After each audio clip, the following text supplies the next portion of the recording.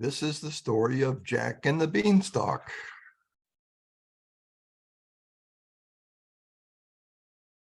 Here's a picture of Jack talking to an old man.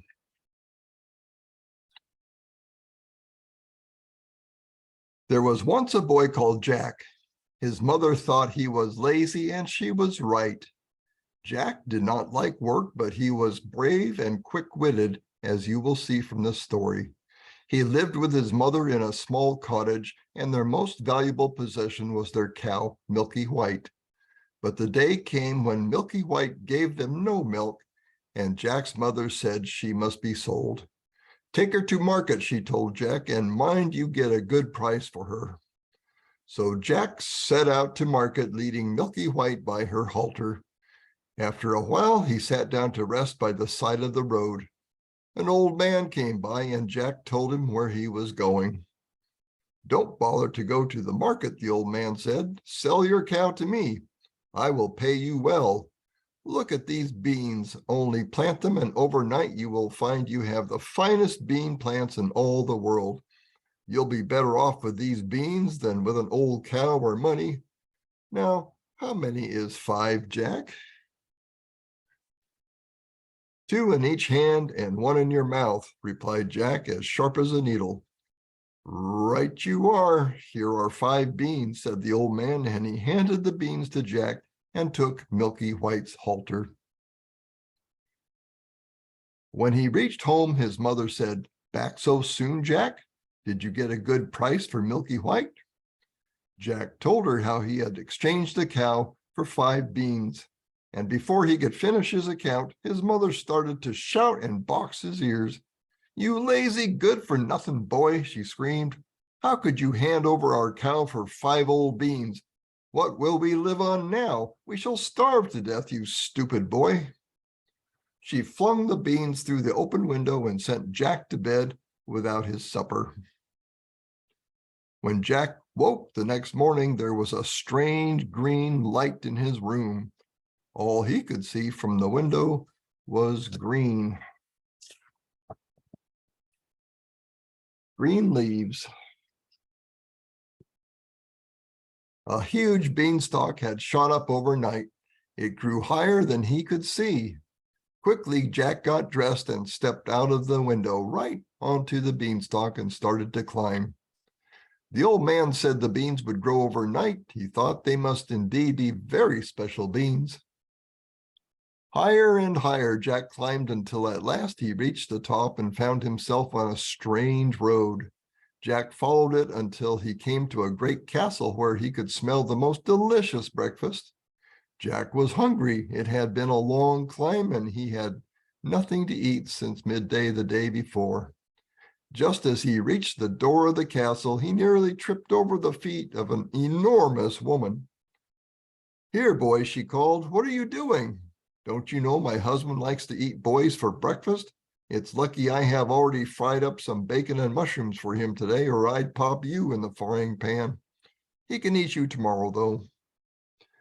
Oh, please, don't let him eat me, pleaded Jack. I only came to ask you for a bite to eat. It smells so delicious. Now, the giant's wife had a kind heart and did not really enjoy cooking boys for breakfast. So she gave Jack a bacon sandwich. He was still eating it when the ground began to shake with heavy footsteps, and a loud voice boomed, Fee, fi, fo, foam. Quick, hide, cried the giant's wife, and she pushed Jack into the oven. After breakfast, he'll fall asleep, she whispered. That is when you must creep away. She left the oven door open a crack so that Jack could see into the room. Again, the terrible rumbling voice came, Fee, fi, fo, fum. I smell the blood of an Englishman.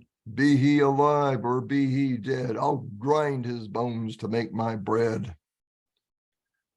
A huge giant came into the room. Boys, boys, I smell boys, he shouted.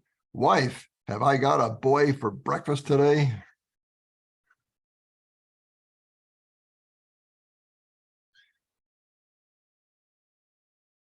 No, dear, she said soothingly, you have got bacon and mushrooms. You must still be smelling the boy you ate last week." The giant sniffed the air suspiciously, but at last sat down. He wolfed his breakfast of bacon and mushrooms, drank a great bucketful of steaming tea, and crunched up a massive slice of toast. Then he fetched a couple of bags of gold from a cupboard and started counting gold coins. Before long, he dropped off to sleep. Quietly, Jack crept out of the oven. Carefully, he picked up 2 gold coins and ran as fast as he could to the top of the beanstalk. He threw the gold down to his mother's garden and climbed after it. At the bottom, he found his mother looking in amazement at the gold coins and the beanstalk. Jack told her of his adventures in the giant's castle, and when she examined the gold, she realized he must be speaking the truth. Jack and his mother used the gold to buy food, but the day came when the money ran out, and Jack decided to climb the beanstalk again.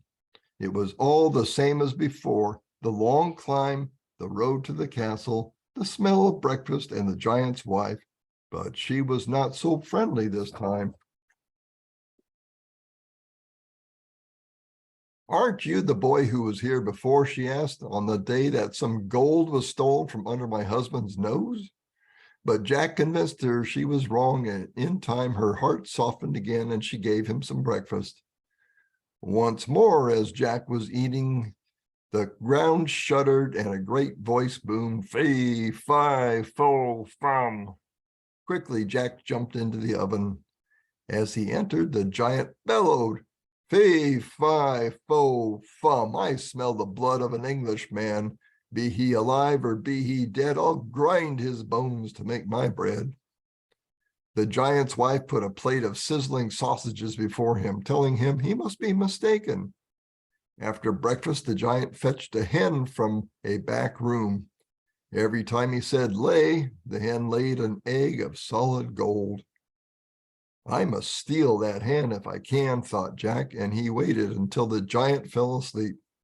Then he slipped out of the oven, snatched up the hen, and ran for the top of the beanstalk. Keeping the hen under one arm, he scrambled down as fast as he could. Jack's mother was waiting, but she was not pleased when she saw the hen. "Another of your silly ideas, is it, bringing an old hen when you might have brought us some gold?" Then Jack set the hen down carefully and commanded lay, just as the giant had done. To his mother's surprise, the hen laid an egg of solid gold. Jack and his mother now lived in great luxury, but in time Jack became a little bored, and he made up his mind to climb the beanstalk once more. This time he did not risk talking to the giant's wife in case she recognized him. He slipped into the kitchen when she was not looking and hid himself in the log basket. He watched the giant's wife prepare breakfast, and then he heard the giant's roar, "Fee, fi, fo, fum. I smell the blood of an Englishman. Be he alive or be he dead, I'll grind his bones to make my bread."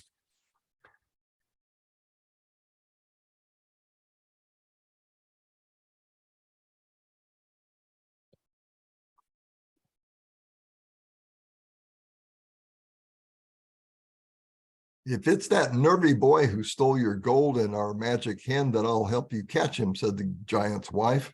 "Why don't we look in the oven? It's my guess he'll be hiding there." You may be sure that Jack was glad he was not in the oven. The giant and his wife hunted high and low, but never thought to look in the log basket. At last they gave up, and the giant sat down to breakfast. After he had eaten, the giant fetched a harp.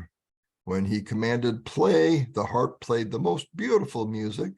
Soon the giant fell asleep, and Jack crept out of the log basket.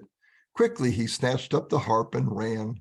But the harp called out loudly, "Master, save me, save me!" And the giant woke. With a roar of rage, he chased after Jack. Jack raced down the road toward the beanstalk, with the giant's footsteps thundering behind him. When he reached the top of the beanstalk, he threw down the harp and started to slither down after it. The giant followed, and now the whole beanstalk shook and shuddered with his weight, and Jack feared for his life. At last he reached the ground, and seizing an axe, He chopped at the beanstalk with all his might. Snap! "Look out, mother," he called as the giant came tumbling down head first. He lay dead at their feet with the beanstalk on the ground beside them. The harp was broken, but the hen continued to lay golden eggs for Jack and his mother, and they lived happily for a long, long time. That's the end. Oh, here's a picture of the giant.